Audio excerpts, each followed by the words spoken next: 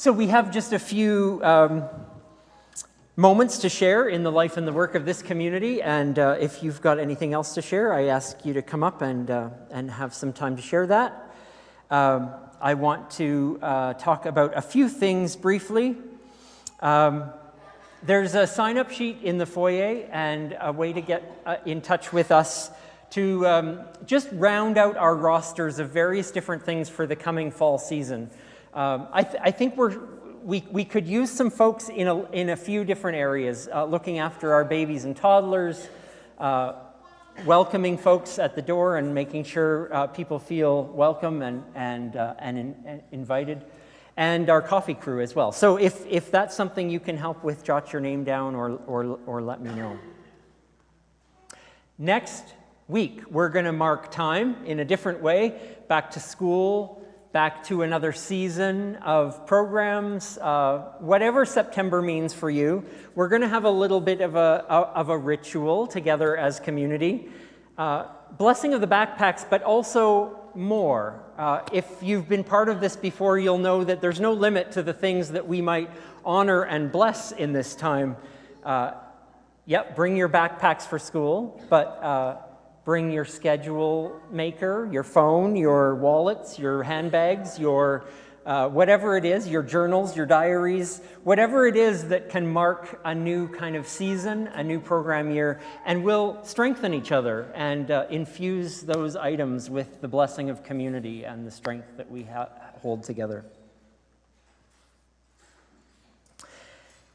Janet Bates, a beloved member of our community who died a couple of weeks ago, we now have a date where we'll celebrate her life this Friday, August the 29th at 2 p.m. right here in this space. So you're all welcome to come and honor Janet and celebrate her life with her family.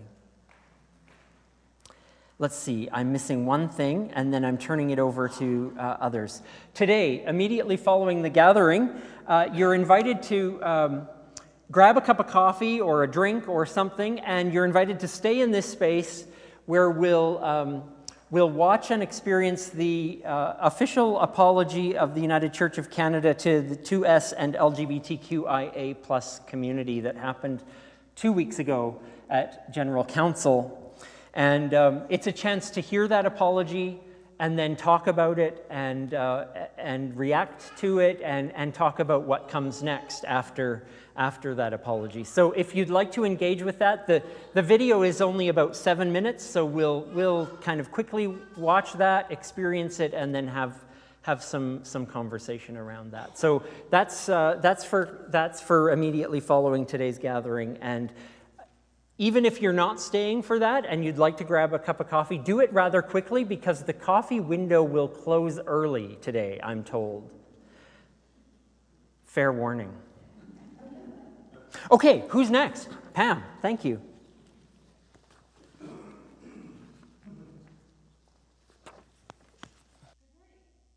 Boutelier, and I am an official canvasser for Alberta Forever Canada petition that is going around Alberta.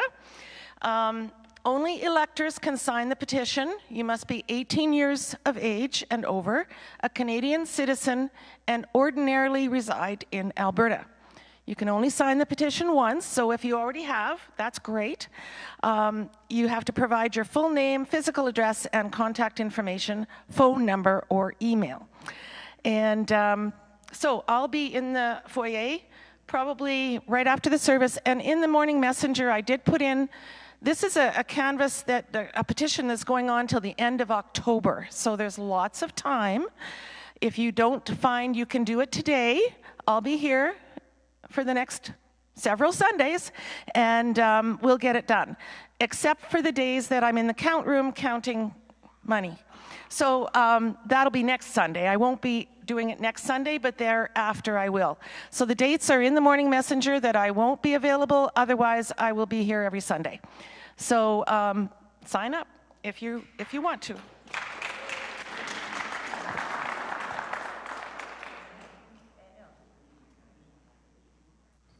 I'm Rosemary Cunningham, and I think if you didn't know me before, maybe now you do. I just want to say how grateful we are for the extreme caring and support that we have experienced since the death of our family member.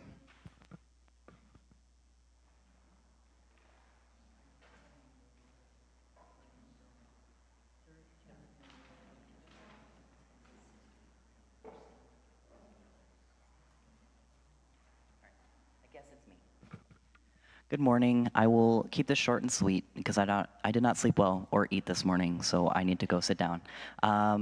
The signups are ready for Welcome Fest and the retreat. We need a lot of kitchen help, but most everything is sorted. Yep. And the things are on the table out there. Thank you.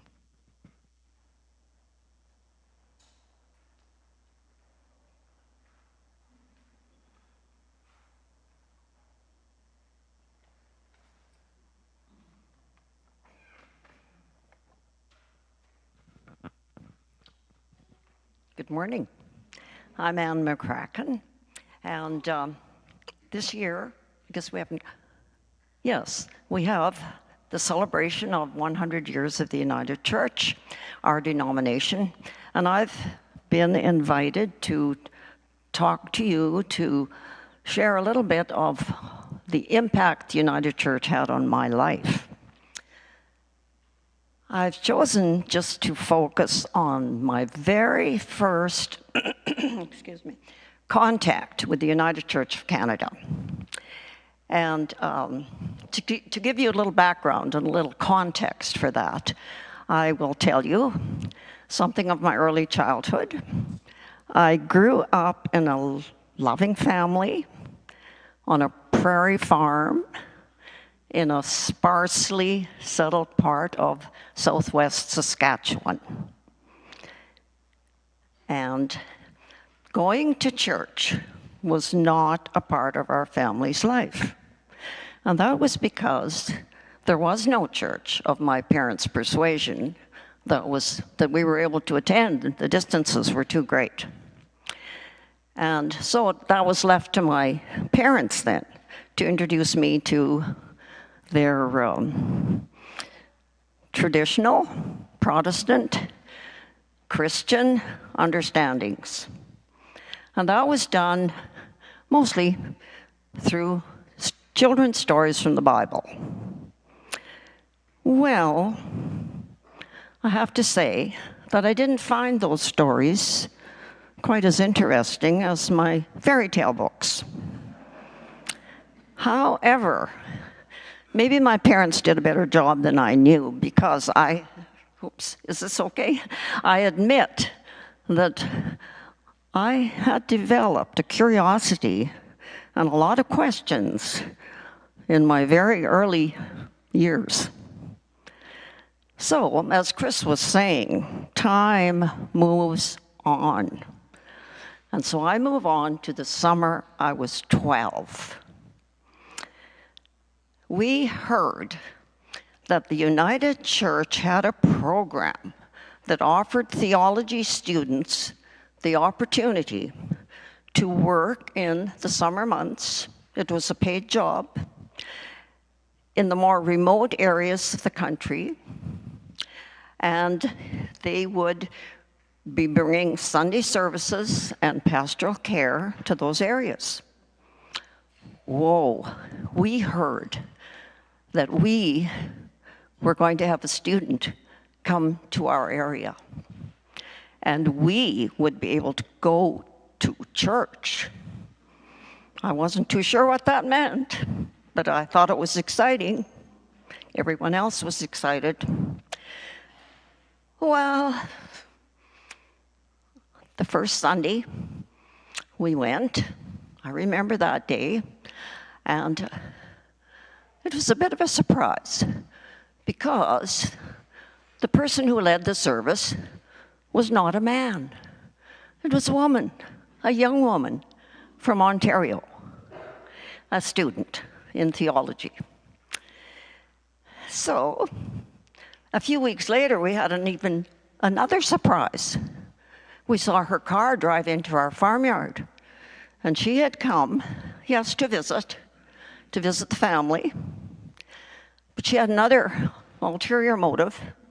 She said to my parents, could I come back? Could I have your permission to come back in 2 weeks and take this girl, this Anne, to a summer camp in the Cypress Hills, south of Maple Creek, Saskatchewan.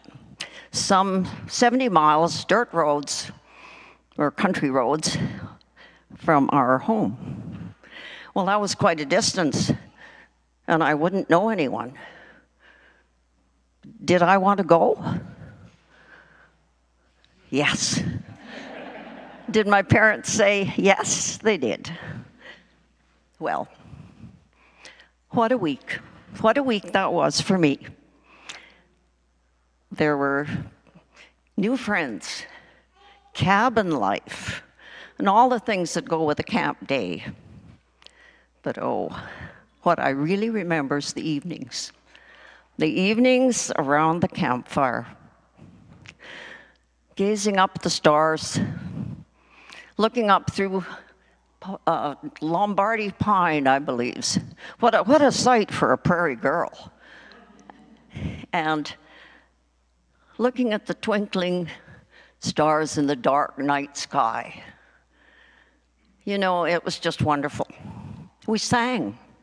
We sang, I remember the words of a little piece, tell me why the stars do shine, tell me why the ivy twine. It was just a little bit of heaven. So I was very excited, and it was something I had never experienced. It was something different. Something different I had never experienced. And I only knew that I wanted more. I wanted more. At that time, I didn't have the words to describe what I was feeling. But when I was preparing this, Chris has given us some words that came to my mind. You gave us more today, actually. I felt that that event described that I had stepped into another world for just a minute, or just a while, just a glimpse into the sacredness of the world we love. That's your song. So I give thanks to the program of Student Summer Ministries. I give thanks for a student minister who nurtured girls like me. And I give thanks for the 100 years that the United Church of Canada has been here for me. Not quite 100, but getting close. So thank you, and thank you for listening.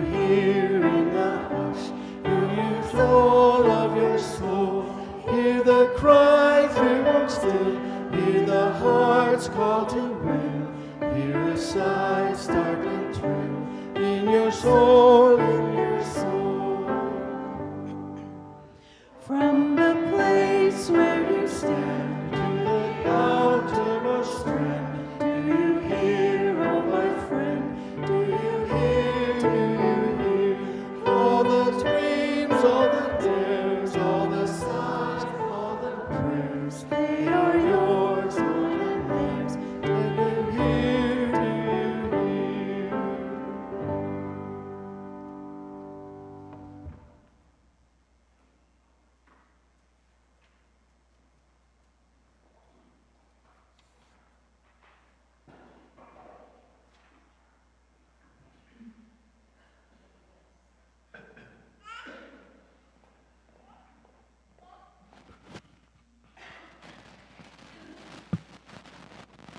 if the text will actually come up for me. Today's wisdom reading is an excerpt from For Small Creatures Such as We by Sasha Sagan. I'm going to take my mask off. Forgot it was there. After school on Fridays, my mom would usually take me to buy a loaf of challah from the Clever Hans Bakery in Ithaca, New York. I don't know if I pronounced that right, where I grew up.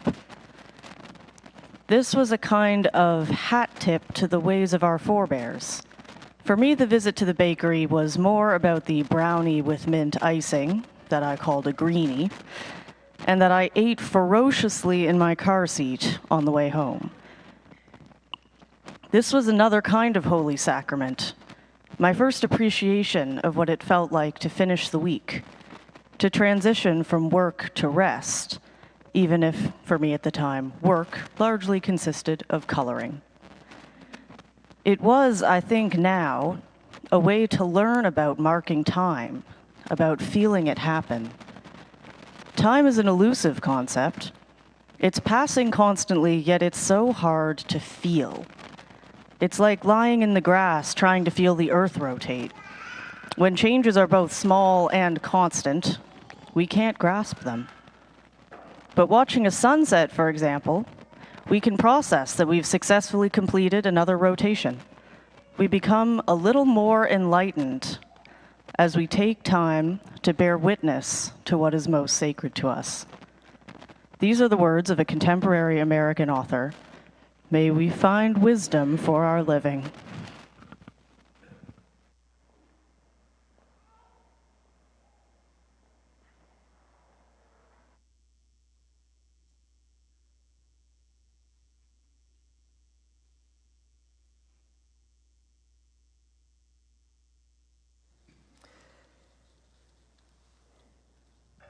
From the sharing that you have participated in a little bit earlier, and through some of the wisdom that we're learning from Sasha Sagan and others,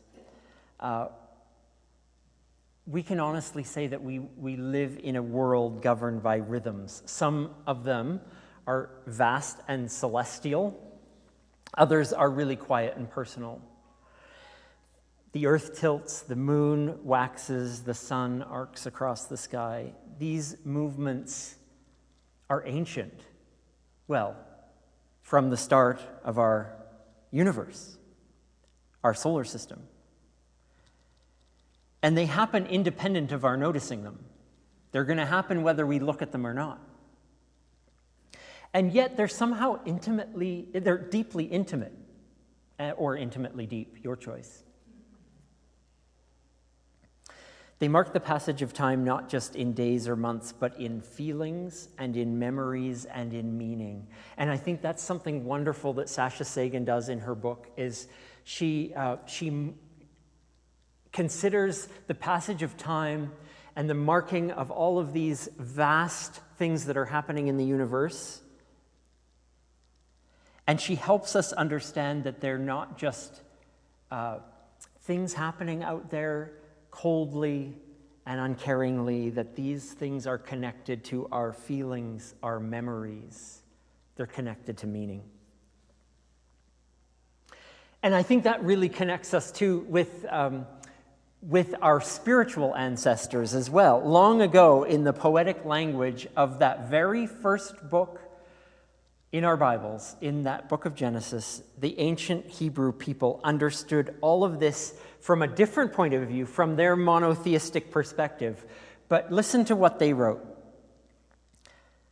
Let there be lights in the expanse of the sky to separate the day from the night, and let them serve as signs to mark sacred times and seasons and days and years.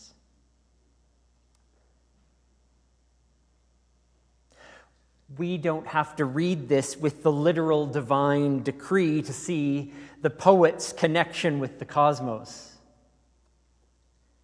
We can recognize the truth it holds. The sky has always been our calendar.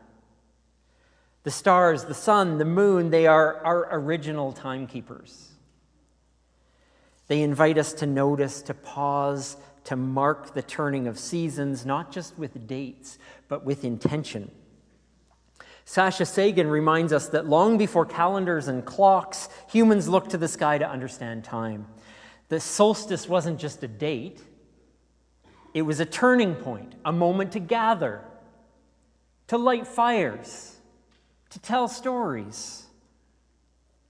And these rituals weren't about worship, they were about wonder and noticing and pausing.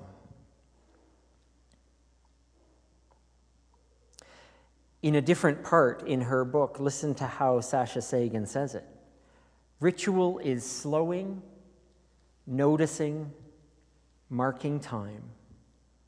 Ritual is saying, we see the pattern, we belong to it. To see the pattern and belong to it, and feel that we belong to it.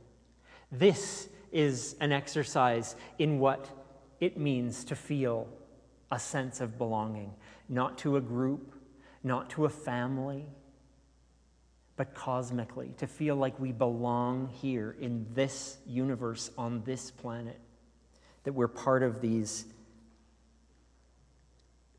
patterns of time and movement.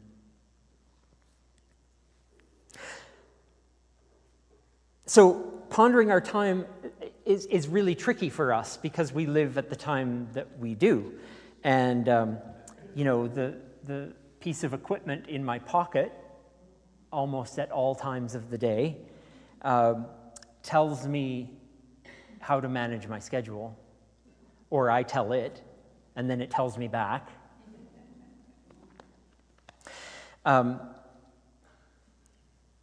But pondering our time is about turning things on its head a little bit. Not filling our calendar with the work and the tasks and the have-tos, and then looking at the gaps and squeezing in the things we love and the things we enjoy and the things that give our life meaning and purpose. If we turn it on its head and spend our time on the things we're passionate about and the things that give us a real sense of value, the things that we're inspired by when we see a sunrise, or we notice the first star in the evening, or. If we spend our time on those things and then we live into that alternative spiritual economy where there really is a time and a season for everything, because then the less important things will find a place. I want to read you a poem by Eugène Guyavic, 20th century French poet. He wrote these words: "When each day is sacred, when each hour is sacred, when each instant is sacred, earth and you, space and you, bearing the sacred through time, you'll reach the fields of light and recognize you're standing in them." After all, it's not just the greatest use of our lives to spend on things that outlast us. It's also that we feel and act the most true to ourselves when we measure our lives not by its length, but by its depth. When we slow down enough and honor the different passages of time in our life, we see something different. As Guyavic writes, we realize that as we observe the passage of space and time and cosmos, and whatever it is, birthdays, anniversaries, New Year's, the rising of the sun, we realize the sacredness of right where we are. We're right in the midst of it.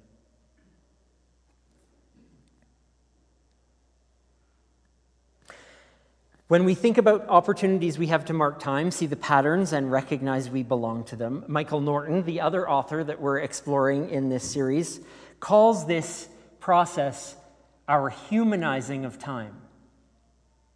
And I'd like us to just remember that phrase, because it's kind of what we're after in this series, that time, as we're talking about today, has a chance to be humanized. He shows, Michael Norton shows how rituals, whether lighting a candle at dusk or singing a lullaby each night, or the way we mark our anniversaries, or eat a brownie to mark the end of the school week, or begin a new day, or week, or month, or year, these transform from something we measure into something we feel. That's what humanizing time is. Moving from something we measure to something we feel. Rituals give us shape to something that's kind of shapeless. We talked about that flexibility of time. They turn ordinary moments into emotional architecture, he says. So feeling it, feeling the time, whether it's fast or whether it's slow, we've already expressed how we do that when we feel it. But how are we feeling about these other units of time in our life? Sarah Sagan shares another example in her book, and I'm just going to read it to you. She writes, "Sometimes, especially on the beach, I like to play a little game. An old forest or the foot of a mountain or the edge of your bed will work too. But I like the ocean, looking out to sea on a summer's day. I create a little window with my hands, framing a view that could have been there 100 years ago, or maybe 1,000. And I imagine the lives of the people who looked at this very view through the ages. I try to imagine what they might have thought or felt. I try to time travel into their minds. Surely, no matter who they were or when they lived, being enveloped by the rays of our nearest star, they felt something. On the days that we call the summer solstice, it's safe to assume some version of, I can't believe how late it's light today. Or, today was really long. Must have crossed their minds like it crossed ours. Together, Sagan and Norton invite us to reclaim time not as a relentless march or an elusive concept, but as a rhythm we can move with and feel with. When it's passing constantly, it can be so hard to feel. Sagan writes, it's like lying in the grass, trying to feel the earth rotate. When changes are both small and constant, we can't grasp them, but watching a sunset, for example, we can process that we've successfully completed another rotation. We become a little more enlightened as we take time to bear witness to what is most sacred to us. So this helps us to mark the seasons and the times with not just weather reports, but with presence, to create rituals that help us pause and reflect and connect, whether it's the first snowfall, the blooming of spring, or the quiet turning of a calendar page. Because in the end, time is not just what passes, it's what we choose to notice. It's how we choose to remember, and it's how we choose to feel. So our chance to respond this week, whether you do it over coffee today or during the week as you journal or write or as you ponder and sit and have nothing else to think about, or whether, like some of you have found our website blog conversation to respond to some of these ideas. Thank you for those of you who have shared there. It's been wonderful to read. So how do we respond to this? And just a few questions that will help us to do that. And you can find these also on that blog page when you look there. How do you experience the passage of time emotionally? Does it feel fast, slow, cyclical, linear? And what helps you feel more present within it? What unit of time feels most meaningful for you to mark? I expect marking of nanoseconds. No? Maybe not. Okay. Another question. What seasonal moment, solstice, equinox, first snowfall, blooming of spring, feels the most meaningful to you? How do you mark the seasons? And just a tiny little example here. I can't help but think of Deborah, who was a former member of SSUC from a while back, who would always tell of the first day that she could put her lawn chair out in the yard. And that is how she marked spring.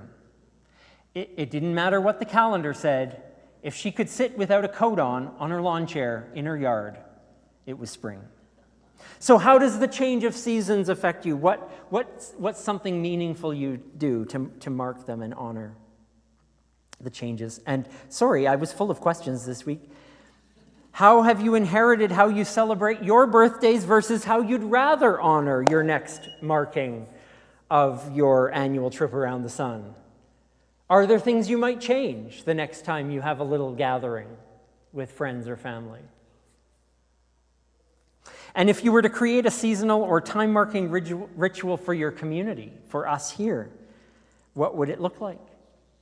What elements of food or nature or storytelling or silence would you include? Lots of different ways to think about how we're marking rituals and how the passing of time can bring meaning to our lives and not just something to lament or notch off the calendar. So there it is. I can't wait to hear how we engage this week's everyday rituals and meanings for our lives as we hear some wonderful music from Janice. Yes, it will be. We'll ponder those things.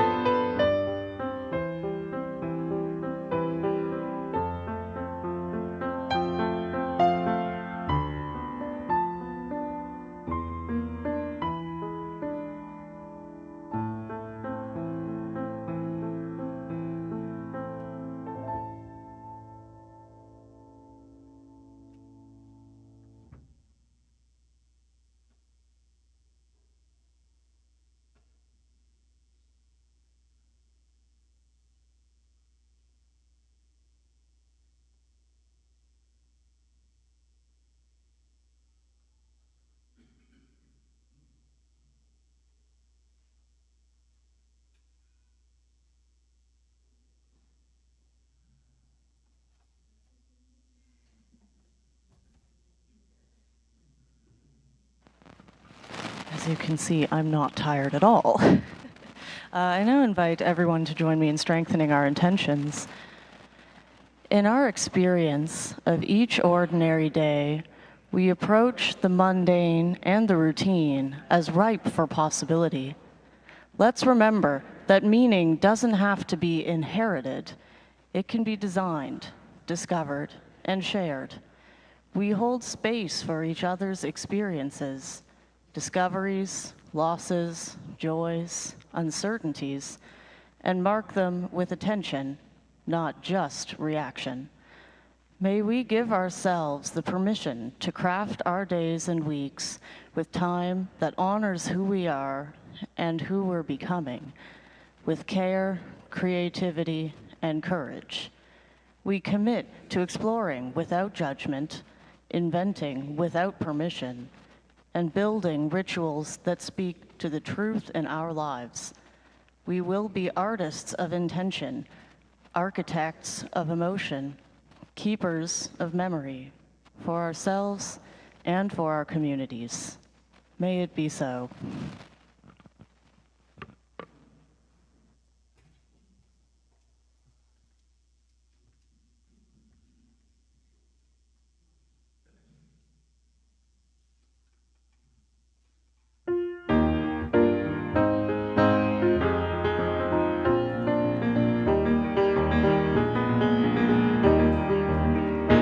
It's a song of praise for the sacred flesh that's high in the tree. It's a song of praise for the sacred. The gray whale sings in the sea, and by the Spirit you and I can join our voice to the cosmic choir and sing, sing, sing of the sacred tune. It's a call of life for the living when waves and waterfalls roll. It's a call of life for the living when high tides break on the shore. And by the Spirit, you and I can join our voice to the cosmic choir and sing, sing, sing of the sacred tune. It's a hymn of love for the loving. The bumblebees hum along. It's a hymn of love for our loving. The summer breeze joins the song, and by the Spirit, you and I can join our voice to the cosmic cry and sing, sing, sing of the sacred tune. It's a chorus of all creation. It's sung by all living things. It's a chorus of all creation, a song the universe sings. And by the Spirit, you and I can join our voice to the cosmic cry and sing, sing, sing of the sacred tune.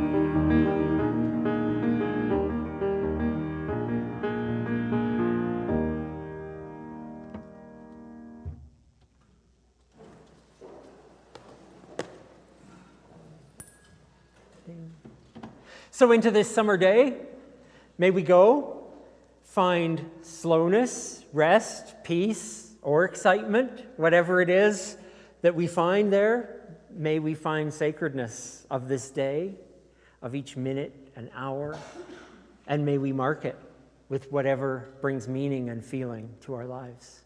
May we go in this changed light.